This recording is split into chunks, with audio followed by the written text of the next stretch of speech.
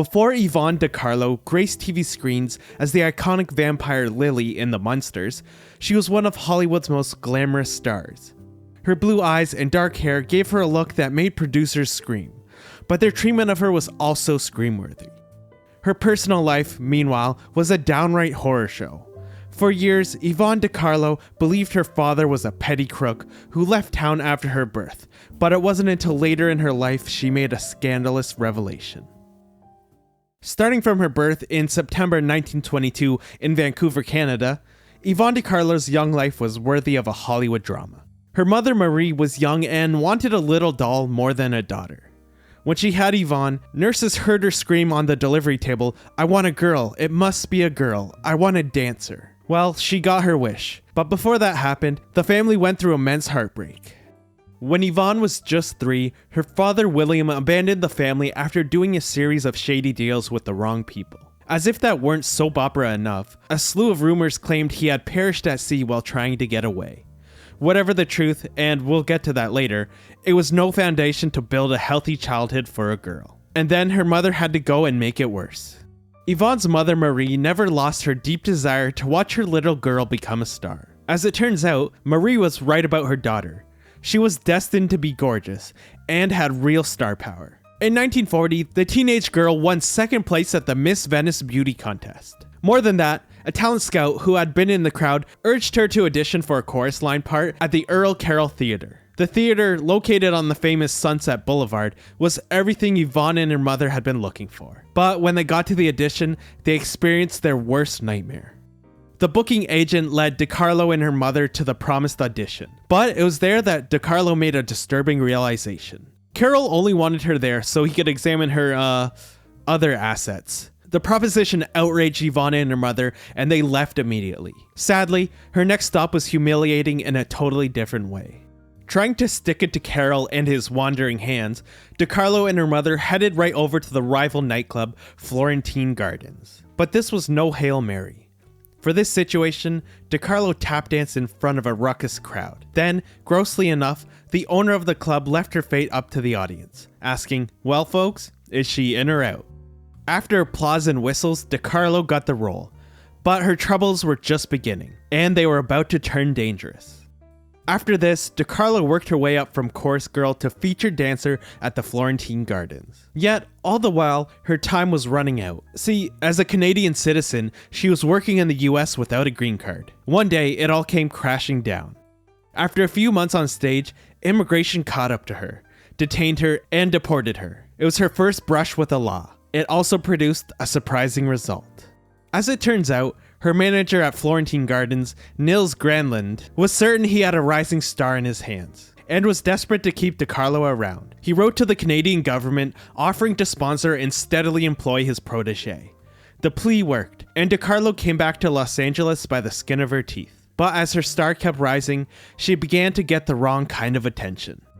By the early 1940s, Yvonne De Carlo had moved up the ranks and earned a handful of film roles, plus a contract with Paramount. In 1942, she even got cast as a handmaiden to the starlet Dorothy Lamour in the popular Road 2 franchise installment, Road to Morocco. But this was a double-edged sword. Soon, people were dubbing De Carlo as a threat girl to Lamour, and she made her first rival. As it happened though, De Carlo's personal life was heating up around this time too.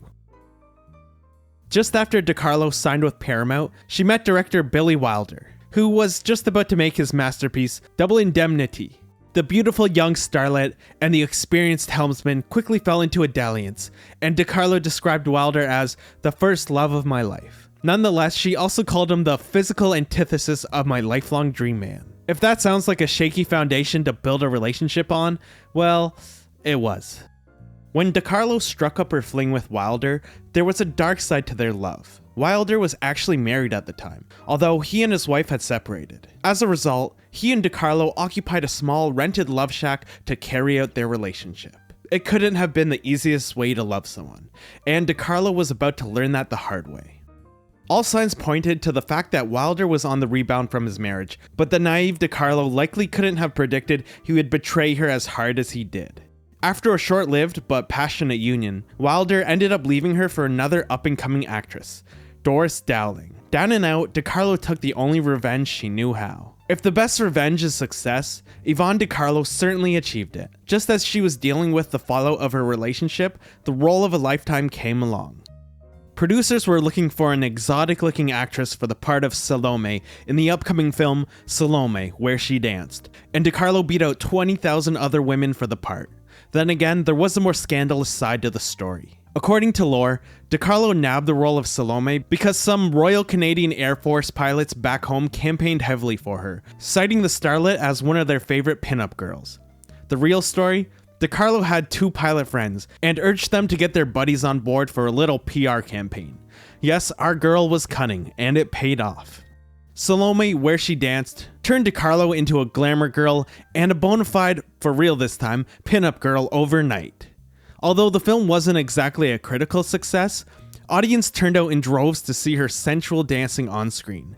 As one writer put it, she had all the looks one girl could ask for. More than that, Salome earned her a new contract with a new studio, Universal. Yet when it came to De Carlo's life, every time she was on the up and up, that usually meant it was about to come crashing down at any moment. And oh boy, did it. Just after Salome came out, De Carlo met the man who would ruin her. At a release party for another film in her hometown of Vancouver, she ran into none other than notorious old Hollywood Lothario eccentric and billionaire Howard Hughes. Hughes was a long way away from his stomping ground in Los Angeles, and he had a very creepy reason to be there. Hughes was infamous for dating a string of beautiful starlets, and his seduction tactics could be a little unorthodox. With De Carlo, it was no different. After announcing his intention to woo De Carlo, Hughes also admitted he had seen Salome When She Danced 5 times and had flown into Vancouver from Los Angeles just to get her alone. After this outburst, you'd think De Carlo would turn him away. Well, no. Her response was just as bizarre. Just as with Billy Wilder, De Carlo was hardly in love at first sight with Hughes. She said she felt kinda sorry for Hughes, who looked lanky, underfed, and remarkably sad. Even so, she made a surprising decision. She decided to jump into a relationship with Hughes anyway, unheeding any lessons she had learned with Wilder. As anyone could have told her, this decision would come back to bite her. Within a day of their meeting, De Carlo and Hughes had ignited a torrid romance. But while De Carlo quickly got over her pity for Hughes and fell head over heels for him, her paramour certainly didn't return the favor. Aloof and ungiving, Hughes would do things like take her up in one of his many planes and teach her how to take off and land, but not to actually fly. Still, a girl can perhaps tolerate a certain amount of red flags when dating Howard Hughes. The next warnings, however, were undeniable. As De Carlo fell more and more in love with Howard Hughes, she got yet another taste of betrayal. Hughes steadfastly ignored his girlfriend's many attempts to get him to propose, and refused to reveal their relationship to the public. To almost no one's surprise, the couple broke up soon after they started. And that's about when De Carlo went off the deep end. Billy Wilder and Howard Hughes had been De Carlo's first forays into the frenzied love life of a famous movie star, and following her breakup with Hughes, she really let loose. She hooked up with stars like Robert Stack and Burt Lancaster, and dated so publicly that the press gave her a somewhat unflattering nickname, Hollywood's #1 bachelor girl. With a face like that though, can you blame her? Besides, when she did try to settle down again, it was an utter disaster. In 1947, Yvonne De Carlo earned another respectably sized part in the film noir Brute Force, starring none other than her lover Burt Lancaster. But this time, De Carlo seemed to only have eyes for her fellow contract player, Howard Duff. Although De Carlo was fresh off her wild streak, it didn't seem to matter to either of them, and they quickly got engaged. Yeah, bad idea. At first, everything looked like it was coming up roses for De Carlo and Duff. Even the studio heads, who were infamously picky about who their stars could date, approved of the union. But there was one enormous problem. As De Carlo admitted, the pair had almost nothing in common. In fact, Duff's biggest selling point was the fact that he wanted to marry her at all, something she had never gotten from Hughes.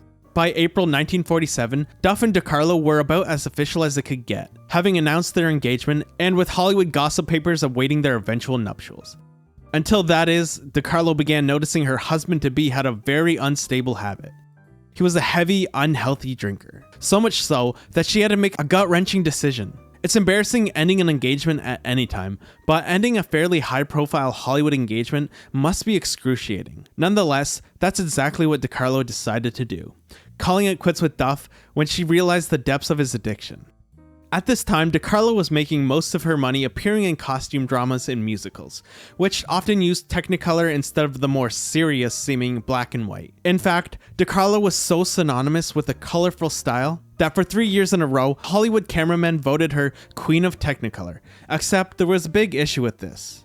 As it turns out, those light-hearted Technicolor films just weren't doing it for De Carlo. She wanted more out of her career and started aiming for more roles in black and white films, particularly in noir films. So when she got a juicy part in the noir Crisscross opposite Burt Lancaster again, she thought it was a dream come true. It was actually a horror story.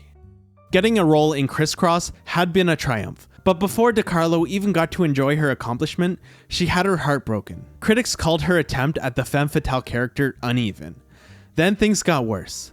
The next year, her director on Buccaneers Girl glibly noted that De Carlo was not a first-class star, but came in on schedule. In short, he was calling her merely competent. Great for a bank teller, not what you want to hear as an artist. And then things got really awkward.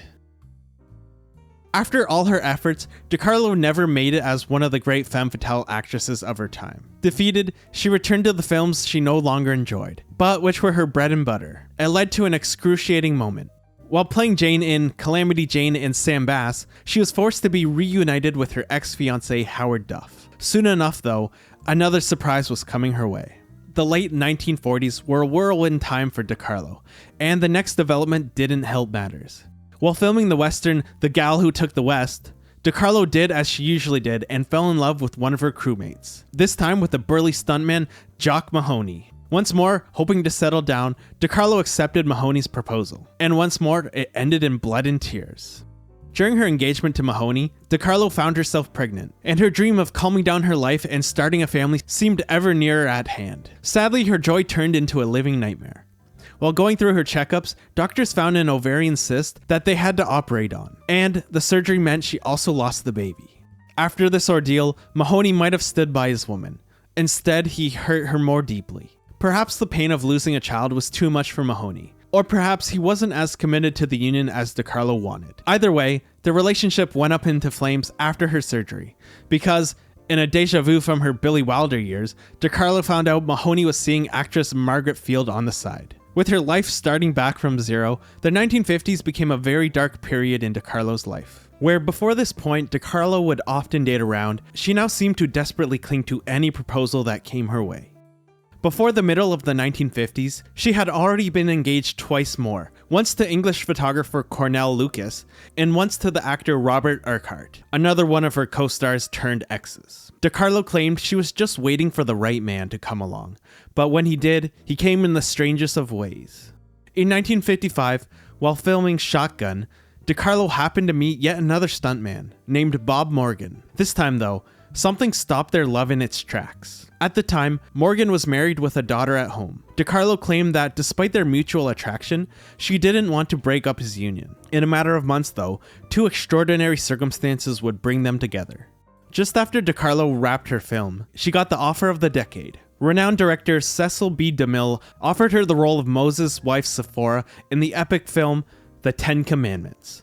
This was huge, and De Carlo accepted immediately. When she got on set, however, she recognized a very familiar face.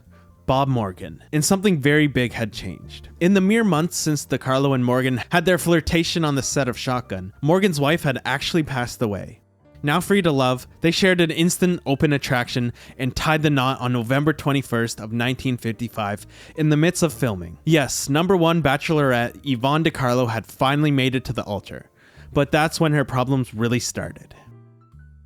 During her career, De Carlo had picked up the reputation of being a steadfast actress, but not a stunning screen presence. Meanwhile, the Ten Commandments demanded a lot of its actors and their abilities. Terrified she wouldn't be able to measure up, De Carlo immediately started lessons in basket weaving and shepherding to make herself more authentic. She even hired a drama coach to prepare her for the role. But there was something Cecil B. DeMille wanted that no lesson or coach could provide.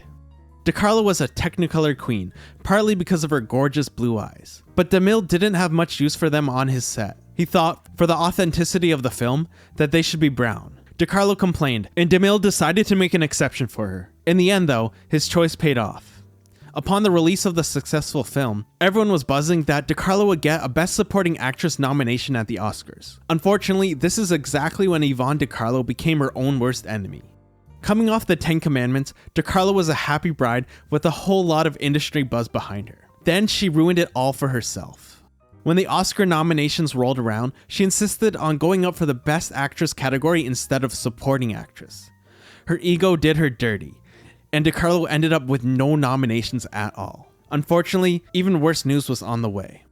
De Carlo's stuntman husband worked a dangerous job, and in 1963, it caught up with him in a chilling way. While filming a train robbery scene for How the West Was Won, Bob Morgan was stunting as the marshal of the movie. In the scene, he had to hold onto a log between cars, with one of the cars carrying a heavy load of timber. In a second, it all went so wrong. The chain holding the prop log snapped, and several tons of timber fell onto De Carlo's husband. When the dust cleared, De Carlo was devastated. Although Morgan miraculously survived the accident, he did not escape unscathed. It took him 5 full years to be able to even walk properly again without the help of others. Outraged and faced with enormous medical bills, not to mention now 2 children they had to take care of, he and De Carlo decided to sue the studio for unsafe conditions. MGM claimed no responsibility for the accident, and by the middle of the 1960s, the couple were low on cash and fighting constantly. De Carlo knew of only one place to turn. John Wayne was a friend, and offered De Carlo a role in his Western comedy, McClintock. It was a small role, but it certainly helped with her financial troubles. Unfortunately, it wasn't enough. Carlo was still desperate for money, and her desperate measures led her to a performance that would redefine her career for better or worse. In a handful of years, De Carlo went from turning up her nose at supporting actress nod to begging for any role she could take. Still, when the role of Lily Munster in the TV sitcom The Munsters came to her doorstep, she was extremely hesitant. Even so, she had no choice. De Carlo needed money, and an American TV show would be a large paycheck. She said yes, filled with dread about what her more workaday co-stars would think about her. Once more, however, fate dealt Yvonne De Carlo a plot twist. Everything that should have gone wrong with the Munsters didn't. The cast found that De Carlo had great comic timing, and she showed no trace of the Hollywood glamour girl attitude they might have expected. De Carlo, meanwhile, found she loved the cast, the writing, and the fun. Plus, she drew inspiration for her character from a surprising place. De Carlo was always happy to do excessive preparation for her roles, but people wondered how the former glamour queen nailed the camp role of Lily Munster on each and every episode. De Carlo's response was iconic. She claimed that the creators advised her on the first day of filming to play her just like Donna Reed, an America's sweetheart type who starred in her own wholesome family sitcom show. And soon enough, De Carlo's role on The Munsters was bleeding into her private life.